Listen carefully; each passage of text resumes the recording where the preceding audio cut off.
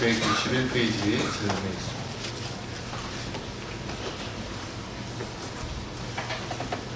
한 절씩 교독하고 마지막 절 함께 읽겠습니다. 에브라임아 내가 내게 어떻게 하랴 유다야 내가 내게 어떻게 하랴 너희의 인애가 아침 구름이나 쉬 없어지는 이슬 같도다. 그러므로 내가 선지자들로 우리를 주고 내 이름으로 우리를 주시오니 내 하나님처럼 나옵니다. 나는 인애를 원하고 제사를 원하지 아니하며 언제보다 하나님을 아는 것을 원하노라. 아멘. 기도하겠습니다. 하나님, 오늘도 참으로 연약하고 부족한 자가 오직 주의 은혜로 하나님의 말씀을 전합니다. 천하보다 더 귀한 주의 자녀들 앞에 주님, 이 말씀 부족하게 전할까 잘못 전할까 두려운 마음으로 이 자리에 있사오니 하나님께서 이 말씀을 정결케 하시고 거룩하게 하시고 온전히 힘있고 능력 있는 말씀으로 증거케 하여 주시옵소서. 의미 없이 앉아있다가 거저 아무 의미 없이 돌아가는 영혼이 되지 아니하고 이 시간이 말씀의 힘을 얻고 용기를 얻고 믿음을 얻고 사랑을 얻어 온전히 변화되어 하나님의 영광을 드러내는 삶을 살아갈 수 있도록 우리 모두를 인도하여 주옵소서. 성령께서 충만히 역사하여 주실 것을 믿고 감사하며 우리 주 예수님의 이름으로 간절히 기도하옵나이다. 라틴어를 잘 모르는 사람이 라틴어로 학술을 토론하는 학자들의 모임에 참여했습니다. 왜 참여했는지 모르겠어요. 라틴어도 못 알아들으면서. 그러자 그 친구가 옆에 있던 친구가 그 친구에게 물어봅니다. 자네 라틴어 알아들을 수 있나? 이렇게 물어봅니다. 나 알아듣지 못하네. 알아듣지도 못하면서 이 자리에 왜 왔나? 이렇게 물으니까 그 친구가 이렇게 대답을 합니다. 근데 알아듣지는 못하지만 누가 토론에서 지금 밀리고 있는지는 알겠네. 누가 지금 공격을 받아가지고 약한 상태에 있는지는 알겠다는 거예요. 그래서 우리 라틴어도 못 알아들으면서 어떻게 그것을 알 수 있단 말인가? 이렇게 다시 되물었습니다. 그러자 이 친구가 이렇게 대답을 합니다. 아, 그야 당연히 먼저 화를 내는 사람이 지금 밀리고 있는 사람 아니겠나? 라고 그렇게 대답을 했다고 합니다. 여러분, 우리는 요즘 세상에 그런 말이 있죠. 목소리 큰 사람이 이긴다. 목소리 큰 사람이 이긴다, 그런 말이 있는데 이 이야기를 들어보면 목소리 큰 사람이 지금 어떻게 된 거예요? 밀리고 있다, 지고 있다는 것이죠. 여러분, 오늘날 우리 그리스도인으로 살아가는 우리 모두가 목소리를 크게 하고 화를 내고 먼저 공격하는 사람인지 아니면 가만히 그 공격이 있다 할지라도 받아들이고 포용하고 인내하고 사랑으로 덮어주는 사람인지 우리가 좀 생각해 볼 필요가 있겠다라는 생각이 듭니다. 오늘 말씀도 그것과 조금 관련되어서 있는 말씀이에요. 오늘 4절 말씀 우리 함께 한 목소리로 읽겠습니다. 시작. 에브라임아 내가 네게 어떻게 하랴 유다야 내가 네게 어떻게 하랴 너희 인애가 아침 구름이나 쉬 없어지는 이슬 같도다. 굉장히 재밌죠, 표현이? 네, 저만 재밌어요. 지금 뭐라고 말씀하시냐면 에브라임아 내가 너에게 어떻게 하랴 유다야 내가 너에게 어떻게 하랴 지금 이렇게 말씀하십니다. 지금 이 9절 4절 말씀만 보면 사실 그렇게 피부에 와닿지는 않으실 거예요. 그런데 이 지금 하나님의 말씀은 굉장히 애타서 애간장이 녹아서 하시는 말씀이에요. 에브라임아 에브라임아 내가 너에게 어떻게 하랴 유다야 유다야 도대체 내가 너에게 어떻게 하랴 지금 막 안타까워가지고 하시는 말씀이다라는 것이죠. 그럼 에브라임은 누구고 유다는 누굴까요? 네. 여러분이 생각하시는 그대로 에브라임은 북왕국과 남왕국으로 이렇게 나뉘어져 있었잖아요. 그렇죠? 다윗 왕의 그 아들 이후로부터. 그래서 북쪽 이스라엘을 에브라임이라고 부릅니다. 별칭이죠, 별칭. 왜냐하면 그 에브라임 족속이 북쪽 이스라엘의 중심적인 그런 지파였기 때문에 에브라임아 하는 거예요. 그럼 에브라임은 누구예요? 사실 거슬러 올라가면 그렇죠? 요셉의 둘째 아들이 바로 에브라임이죠. 므낫세와 에브라임 기억나세요? 그런데 그 아버지 야곱이 축복할 때 요셉의 두 아들을 축복할 때 엇갈려서 축복하잖아요. 그래서 장자 같은 역할을 감당하게 된 게 바로 에브라임이에요. 그래서 북왕국이 쪼개져서 나갔을 때 에브라임이 북쪽 왕국의 지도자 같은 그런 게 중심적인 지파로 세워지는 거죠. 그리고 남왕국은 이제 유다와 베냐민이죠.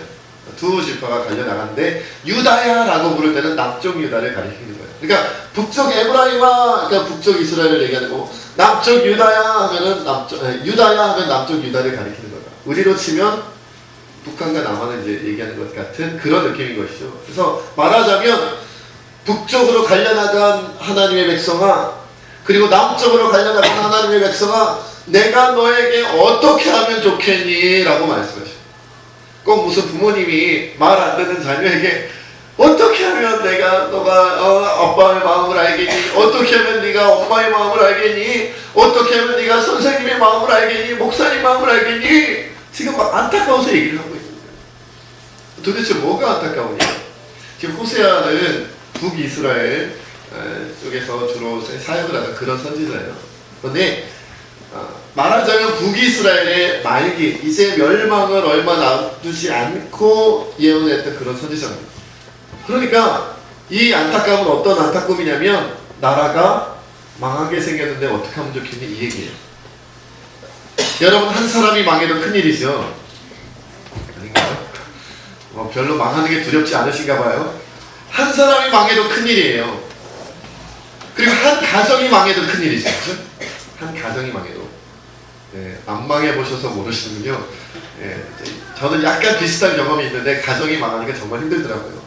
한 사람이 망하면 가족들 가운데 왜 형제자매 누군가가 같이 도와줄 수 있잖아요. 그럴 수 있어요. 그런데 한 가정이 망해버리면 가장 믿을 만한 가족들이 못 도와주니까 정말 큰일이에요. 그런데 그렇다 할지라도 한 가정이 무너졌다 그럴지라도 어때요? 그래 여러 친척들이 있잖아요. 주변에 도울 만한 친구들이 있다든지 그러면 그래서 가문이 있다면 그 친척들이 있다면 그래도 다행입니다. 그런데 문제는 뭐냐? 두 천사가 얘기한다고 해도 신경 쓰지 마세요. 하나님 말씀을 집중하면 됩니다. 너무 예쁜 아이들이지. 여러분, 한 가문이 망하면 그건 정말 큰일이에요. 친척도 못 도와줘. 누가 도와줄 수 있겠어요? 아무도 도와줄 수가 없게 된단 말이죠. 그런데 뭐가 망해요? 나라가. 대책이 안 서는 거예요. 대책이 안 서는 거예요. 그게 나라가 망하는 거예요. 그러니까 북쪽 이스라엘아, 하나님의 백성이었던 북쪽 이스라엘아, 너희들 지금 망하게 생겼는데 어떻게 하면 좋겠니? 라고 물어보는 거고요. 물어본다기보다는 막 한탄하고 지금 어떻게 안타까워가지고 남쪽 유다야, 내가 너에게는 어떻게 했으면 좋겠니? 너희들 지금 망하고 있는 거 모르겠니? 이렇게 얘기하거든요. 도대체 왜 망하는 거예요? 도대체 아빠 어디 갔어? 응? 아빠가 어디 갔는지 몰라서 망했어요. 그건 아니죠. 그 후반부에 보면 이렇게 얘기하고 있습니다.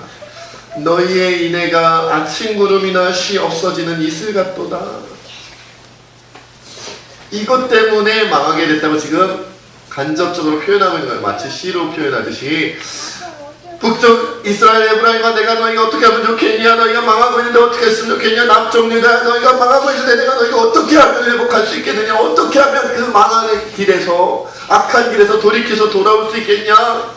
그런데 도대체 뭐가 그렇게 망하게 생겼고, 도대체 왜 그렇게 무너지게 생겼고, 도대체 왜 그렇게 어려운 지경에 빠졌냐면 너희의 인애가 아침 구름이나 쉬 없어지는 이슬 같아서 망하게 됐다는 거예요. 그러니까 여러분, 오늘 이 말씀을 잘 들어야 나라를 망하는 것도 막을 수가 있고, 가문이 망하는 것도 막을 수가 있고, 가정이 망하는 것도 막을 수가 있고, 내 한 사람이 망하는 것도 막을 수가 있으니까 오늘 말씀 잘 들어야 돼요. 잘 못 들으면 망할지도 몰라요. 그래도 뭐 그렇게 해달라고 기도할 수는 없고 말이죠. 안 망하려면 오늘 말씀 잘 들어야 돼요. 네, 망하지 않는 비결 알려드립니다. 근데 그 비결이 뭐냐? 너희의 인애가 쉬 사라지지 않아야 된다. 그런데 왜 망하느냐? 너희의 인애가 아침 구름이나 쉬 없어지는 이슬같이 금방 없어져 버렸기 때문에 그렇습니다. 인애가 뭡니까? 인애가 그렇죠? 사람 이름 같습니다만은 인애는 여기서 히브리어 무슨 용어로 쓰였냐면 헤세드라는 용어로 쓰였어요. 오늘 예배를 시작할 때 앞에 나왔던 그래도 금요일날 서는 찬양단이 바로 헤세드 찬양단이죠. 헤세드 찬양. 헤세드 찬양단의 이 헤세드라는 히브리어는 무슨 의미를 가지고 있냐면 자비, 인자, 은혜, 인애 이런 한글로 번역이 되어져 있어요. 헤세드라는 단어를 쓰고 어쩔 때는 자비라고 번역을 했고요. 헤세드라는 단어를 보고 어쩔 때는 인자함이라고 번역을 했고요. 헤세드라는 단어를 보고 어쩔 때는 은혜라고 번역했고 어쩔 때는 인애라고 번역을 했는데 쉽게 이해하기 위해서 제가 말씀을 드린다면 이 헤세드는 가장 정확하게 표현하면 이런 거예요.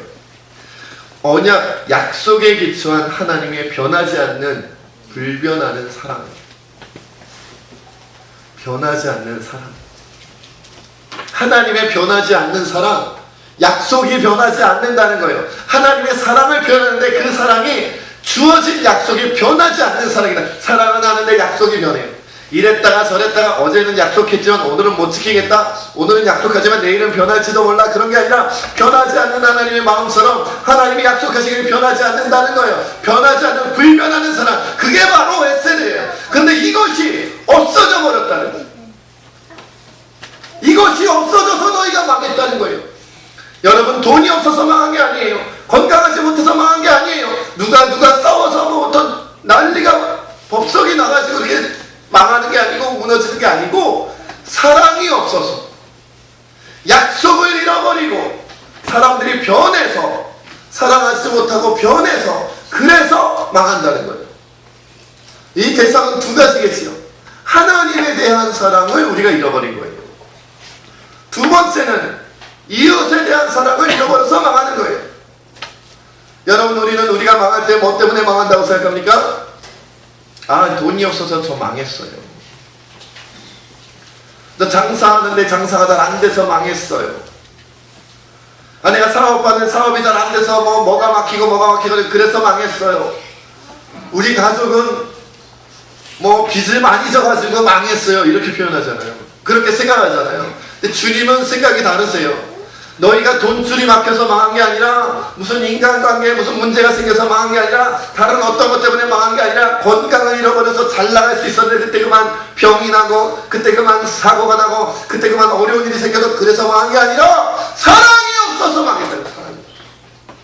하나님에 대하여 사랑하지 못하고 이웃에 대하여 사랑하지 못하고 그런데 처음부터 사랑하지 않았구나 이게 아니에요. 어떻게 해요? 있었어요. 없었던 게 아니에요. 사랑이 있었는데 문제는 뭐냐면 아침 구름이나 쉬 없어지는 이슬같이 금방 없어져 버렸어요. 금방 없어져 버렸어요.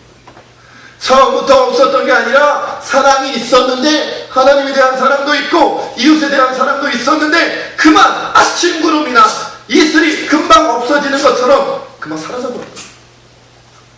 그것 때문에 나라가 망하게 생겼다는 여러분 이어서 주님은 말씀하십니다. 5절 말씀도 함께 읽겠습니다. 시작.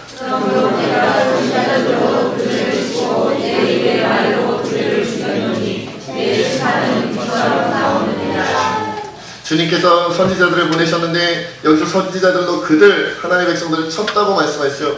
이 여기서 쳤다고 고백하는 히브리 하차브라는 단어는 도끼로 나무를 베거나 연장으로 파내거나 잘라내는 것을 의미한다 그래요. 그러니까 하나님께서 선지자들을 보내셔 도끼로 나무를 베는 것처럼 계속 말씀으로 채찍질하고 말씀으로 깨닫게 하고 말씀으로 정말 하나님의 백성이 돌아올 수 있게끔 애쓰다가 그러다 안 되면 어떻게 하는 거예요? 잘라내버려야 한다. 끝내 사랑하지 못하는 자는 잘라내버릴 수밖에 없었다는 거예요. 왜요? 다른 사람들까지도 사랑하지 못하게 전염시켜버리니까. 다른 사람들까지도 사랑을 잃어버리게 전염시켜버리니까요. 처음에는 애를 써서 그 사람을 돌이키려고 애쓰죠. 여러분 도끼로 나무를 벨 때 한 번 치면 넘어가나요? 그러니까 뭐 한영이나 상영이처럼 힘센 경현이같이 힘센 애들이나 한 번 치면 넘어가는 거죠. 도끼로 나무를 베려면 여러 번 찍어야 돼요. 여러 번. 그런데 여러 번 찍어도 말씀으로 사랑 잃어버리면 큰일이야.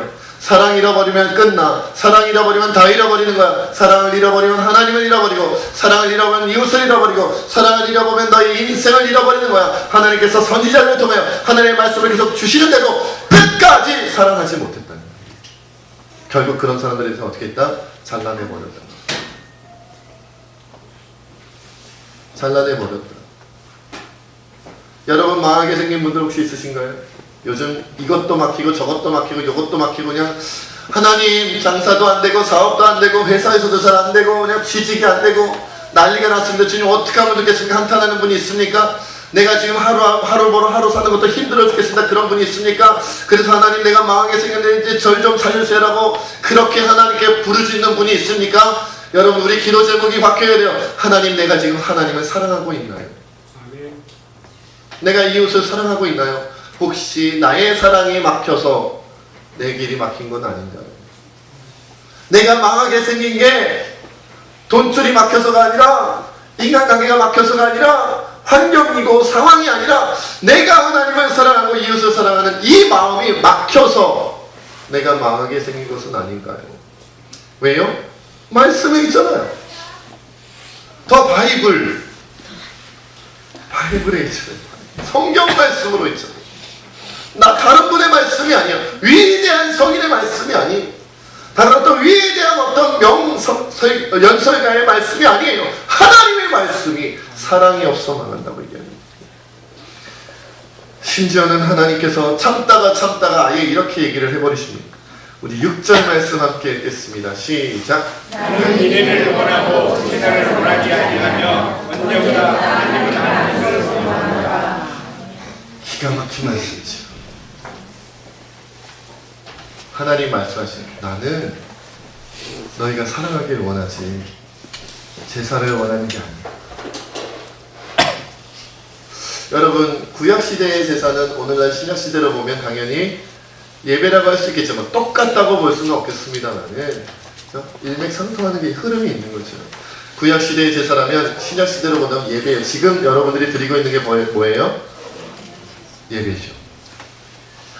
근데 주님이 예배를 원하지 않으신대요.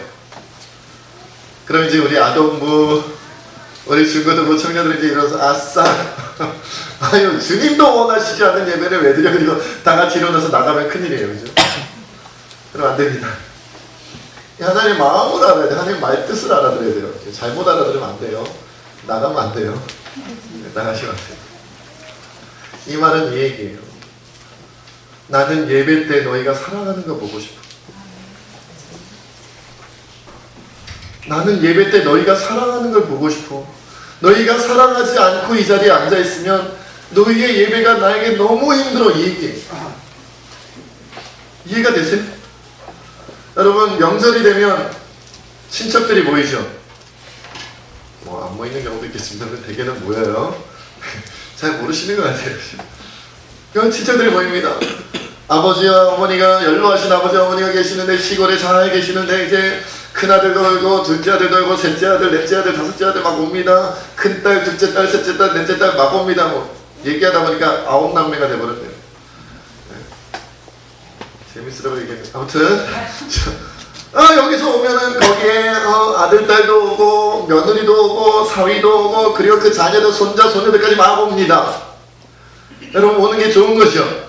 명절이면 즐거운 날이면 그쵸? 얼마나 즐거운 날이에요. 그날에 다 모든 나의 자녀들과 그 손자 손녀들까지 모여가지고 한 집안에 내 집에 와가지고 함께 먹고 마시며 즐기며 하는 거 얼마나 좋은 일이에요.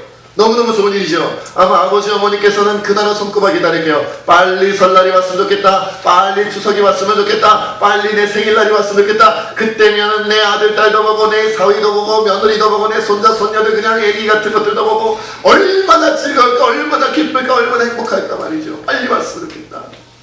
그런데 아들 딸이 왔습니다. 사위가 왔습니다. 며느리가 왔습니다. 손자가 왔어요. 손녀가 왔어요. 그러더니 싸우는 거예요. 형 때문에 이렇게 문제가 되지 않았느냐 그랬더니만 또 동생이 또 막 한번 쏘붙이면 또 형이 그럽니다. 너는 형한테 이게 무슨 말버릇이냐. 그죠?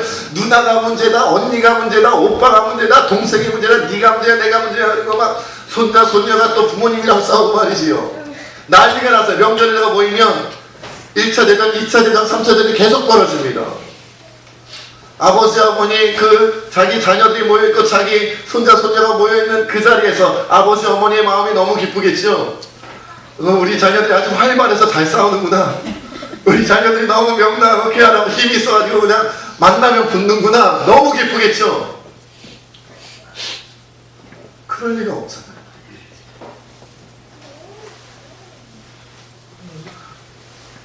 차라리 그런 모습을 보이고 치고받고 싸울 바에는 보고 싶지만 안 보는 게 나은 거예요. 보고 싶지만 안 보는 게 나은 거예요. 명절 때마다 와서 우리 자녀들이 이렇게 치고받고 저렇게 치고받는다면 차라리 안 오는 게 나은 거예요. 보고 싶지만 안 보는 게 나은 거예요. 아버지의 마음이 무너지기 때문에, 어머니의 마음이 무너지기 때문에, 부모님의 마음이 무너지기 때문에 차라리 안 보는 게 나은 거예요. 예배답시고 우리가 모였어요. 주일 11시 예배에 모이고, 아동 예배에 모이고, 중고등 예배에 모이고 모였어요. 모여서 우리가 서로를 사랑한다면 내 자녀들아 잘한다. 내 아들들아 잘한다. 내 딸들아 잘한다. 너희가 사이좋게 모여 앉아서 서로 사랑하며 서로 아껴주며 함께 나에게 와서 예배드리는 모습을 보니까 내가 너무 좋다. 너무 좋다. 그러나 주님은 우리 마음을 다 아시기에 앉아가지고 아유 꼴 보기 싫은 저 집사가 또 왔네. 아유 저 성도는 머리 한 거 봐라. 화장은 또 왜 저렇게 했대? 옷이 저거밖에 없어? 아 지난번에 나한테 그렇게 험한 말을 하더니 사과 한마디 없네? 저 사람 나한테 인사도 안 해? 이런 마음으로 앉아있다면 하나님이 아실까요? 모르실까요? 아실까요? 모르실까요? 다 아세요. 그런 마음으로 우리가 쫙 앉아가지고 예배드리는 모습을 우리도 눈치를 채는데 인간도 조금만 사람을 보면 눈치를 채는데 하나님 보시기에 그 마음으로 앉아있는 걸 본다면 그 예배가 받고 싶으시겠네요.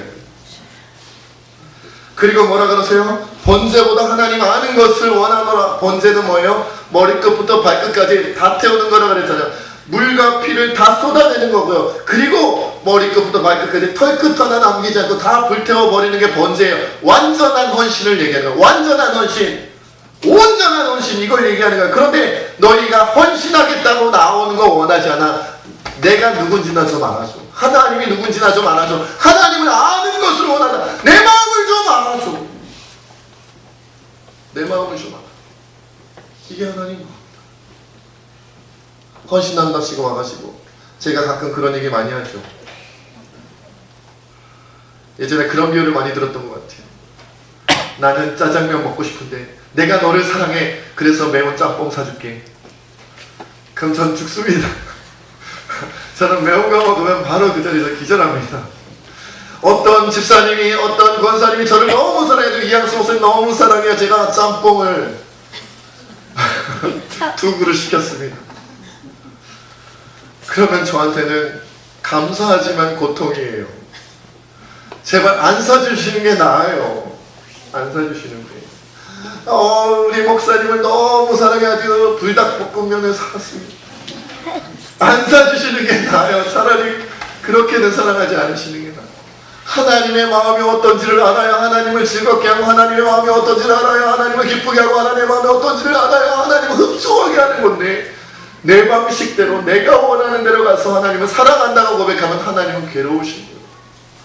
헌신한답시고 머리끝부터 발끝까지 그냥 다 짬뽕으로 들러가지고 나를 사랑한다 하지 말고 내가 뭘 좋아하는지 나 좀 알아줘. 내가 뭘 기뻐하는지 나 좀 알아줘. 내가 원하는 사랑을 줘. 그것 때문에 나라가 망해가 안 돼. 여러분, 그러니까 하나님께 예배드리는 것, 자기 전부를 제물로 헌신하여 내어드리는 것, 그것보다 먼저 돼야 하고 먼저 중요한 것은 내가 하나님을 사랑하는가, 그리고 그 하나님의 사랑으로 이웃을 사랑하는가, 이것을 점검하는 게 먼저.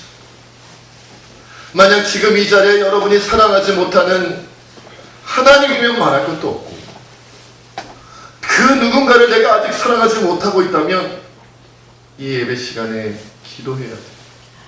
사랑하게 해주세요. 용납하게 해주세요. 용서하게 해주세요.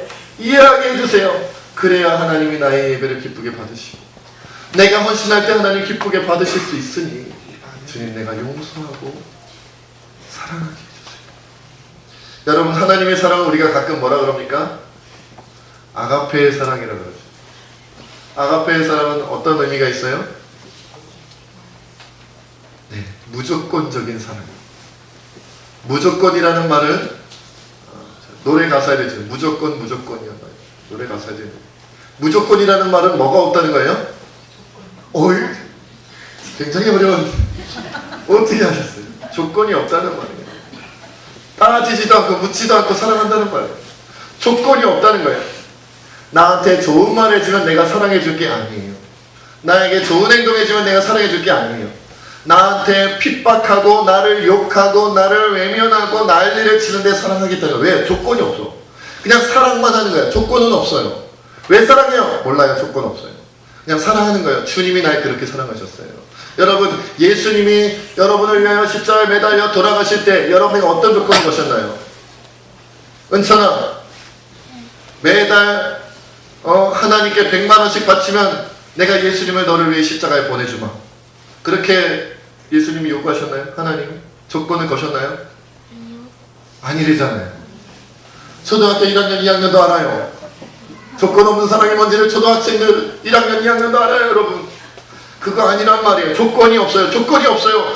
왠지 몰라. 조건이 없으니까요. 그냥 사랑한다는 거예요. 무조건적인 사랑이고 모든 것을 다 주는 사랑이에요. 그래서 주님은 뭐라고 말씀하시냐면, 나의 헤세드 사랑, 나의 아가페 사랑을 너희도 너희 이웃에게, 너희도 하나님께 하는 것처럼, 하나님이 너희에게 사랑해줬던 것처럼 너희도 너희 이웃에게 조건을 빼버려. 제발 조건을 빼버려. 조건이 들어가면 더 이상 하나님의 사랑이 아닌 거예요. 조건이 들어가면 하나님의 사랑이 아니에요. 조건이 들어가면 하나님을 닮은 게 아니에요. 조건이 들어가면 그리스도에게 하는 사랑이 아니에요. 조건을 빼야 돼요. 조건을 빼고 사랑하는 거예요. 조건을 빼지 않아서 망하는 거예요. 조건 때문에. 어떤 분들은 저한테 와서 저를 설득하세요. 목사님, 생각해보세요. 제가 이런 일을 당했고 이런 말을 들었고 이런 행동을 당했는데 어떻게 사랑합니까? 그러면 그게 더 놀라운 일입니까? 아니면 예수님이 날 사랑한 게 더 놀라운 일입니까? 당연히 예수님이 날 사랑한 게 훨씬 놀라운 일입니다. 비교할 수 없을 만큼. 예수님이 저를 용서하시고 사랑하지 않았다면 저는 이 단에 서지도 못했을 텐데, 설교단에 서지도 못하고 설교도 못했을 건데, 목사도 못했을 건데, 예수님이 용서해 주셨으니까 설교하는 거예요. 예수님이 사랑해 주시니까, 참아 주시니까 설교하는 거예요. 내가 하나님께서 용서하시고 사랑하지 않았다면 구원받지도 못했을 거예요. 여러분, 조건을 빼야 돼요. 사랑하겠습니다. 단 저의 조건은 1번 이런 조건, 2번, 3번, 4번, 5번. 돈이 없어 망하는 것이 아니라, 건강하지 못해 망하는 게 아니라, 뭔가 일이 잘 안 풀려서 망하는 게 아니라, 여러분, 나를 비롯한, 저를 비롯한 우리의 사랑에 조건이 붙어서 망하는 거예요. 왜? 그 순간 하나님이 뭘 못 받으세요? 그쵸. 제사를, 예배를 못 받으세요. 여러분이 예배 드릴 때마다 하나님이 귀 막고 계세요. 난 너의 예배 싫어. 여러분이 예배 드릴 때마다 하나님 눈을 닫으세요. 눈 닫고 귀 닫고 아무 말도 안 하세요. 대답도 안 하시고 응답도 안 하세요. 왜냐하면 보기가 싫으신 거예요. 난 너희가 싸우면서 예배 드린답시고 앉아있는 게 싫어. 나는 너희가 사랑하지도 않으면서 예배드린답시고 내 앞에 앉아있는 게 싫어. 난 너희를 보지 않을 거고, 난 너희의 찬양과 너희의 기도를 듣지 않을 거고, 그렇게 난 너희가 아무것도 응답하지 않을 거야. 왜 우리가 길이 막혔나요? 주님이 왜 나의 기도에 응답을 하시지 않을까요? 왜 하나님께서 나의 인생의 길을 막으실까요? 어째서 내가 사랑할 때마다 기쁨과 감사와 찬양이 아니라 아픔과 상처와 괴로움과 고통과 좌절과 낭만과 실패가, 낭패가 왜 나를 찾아오냐 말이에요. 그것은 길이 다른 것 때문에 막힌 게 아니라 나의 사랑이 막혀서 그렇고, 그 사랑이 막힌 이유는 조건 때문입니다.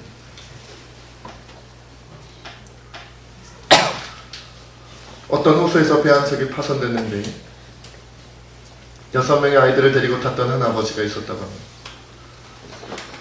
근데 그 아버지가 배가 파손되자 6명의 아이를 한 명씩 건져내기 시작합니다.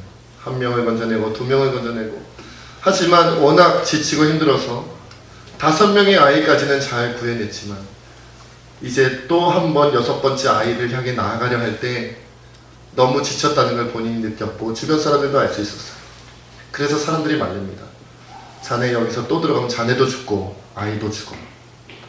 어차피 6번째 아이는 자네가 구하지 못하네. 자네 너무 지쳤어. 5번째 아이도 구하다가 겨우 죽을 뻔하지 않았는가. 또 들어간다면 자네 반드시 죽어. 들어가지 말게. 이 5명의 아이들을 살린 것으로 만족하게. 그래서 그 아버지가 이렇게 얘기합니다. 내 아이가 나를 기다리고 있네. 내가 외면하면 죽을 수밖에 없는 작은 아이 하나가 나를 기다리고 있네. 내가 죽을지도 모르지만 난 내 아들을 위해서 가야 하겠네. 그리고 갔다가 그 아들을 그 배에서 끄집어내는 데까지는 성공했지만 더 이상 기력이 남아있지 않아 그 아들과 함께 깊은 물속으로 빠져들어가고 말았다가 여러분, 조건이 없는 거예요. 집사님이 그 사람을 용서하면 집사님은 자존심도 없는 거예요. 권사님이 그 사람을 사랑하면 권사님은 배알도 없는 거예요. 목사님이 그것까지 용납하고 이해하고 사랑하면 그러면 안 되는 거예요. 생각해보세요. 목사님도 이미지에 먹칠하고요. 집사님도 위신이 땅에 떨어지는 거고요. 우리 교회가 무슨 교회라고 소문이 나겠어요? 저런 사람을 받아줘서야 되겠어요? 그때 주님이 말씀하실 겁니다. 너희가 가지 않는다면 내가 가겠다. 아무개 목사야, 아무개 집사야, 아무개 권사야, 네가 용서하지 못하고 네가 사랑하지 못하고 네가 그를 구원해내지 못하고 건져내지 못하겠다면 내가 또다시 십자가를 지고 내가 또다시 죽을 그 아들과 딸들을 위하여 죽기로 각오하고 내가 다시 가겠다. 여러분, 이제는 우리가 가야죠. 이제는 우리가 용서할 때고요. 이제는 우리가 이해할 때이고요. 이제는 우리가 사랑할 때예요. 헤세드로, 아가페로. 내 마음속에 남아있는 조건, 내가 이렇게 한다면 당신도 이렇게 해줘야지를 지워버리고, 내가 고운 말을 했으니 당신도 내게 고운 말을 해줘야지를 지워버리고, 내가 고운 행동을 했으니 당신도 나에게 고운 행동을 했으니 라는 이 조건을 지워버리고, 내가 당신을 용서했으니 당신도 나를 용서해야지라는 이 조건을 버리고, 내가 당신을 사랑했으니 당신도 나를 사랑해야지라는 이 조건 버리고 예수님이 무조건적으로 나를 용서하시고 사랑했던 거죠. 나아가는 여러분 되시길 주의 이름으로 축원드립니다. 우리 시간 함께 하나님 앞에 기도하며 나아가길 원합니다. 이제 다음 주면 38명의 선교단원이 캄보디아에 갑니다. 가면 우리는 돈도 낭비하고 시간도 낭비하고 오만 가지 것 다 희생하고 쏟아붓고 올 겁니다. 손해보고 올 겁니다. 희생하고 올 겁니다. 그러나 주님이 기뻐하실 것입니다. 우리가 손해보고 사랑하고 우리가 희생하고 사랑하면 힘들겠지만 우리 주님은 기뻐하실 것이고 잃어버린 한 생명이 살아날 것입니다. 우리 이 시간 함께 하나님 그런 역사가 일어나게 해달라고 함께 기도하며 나아가겠습니다.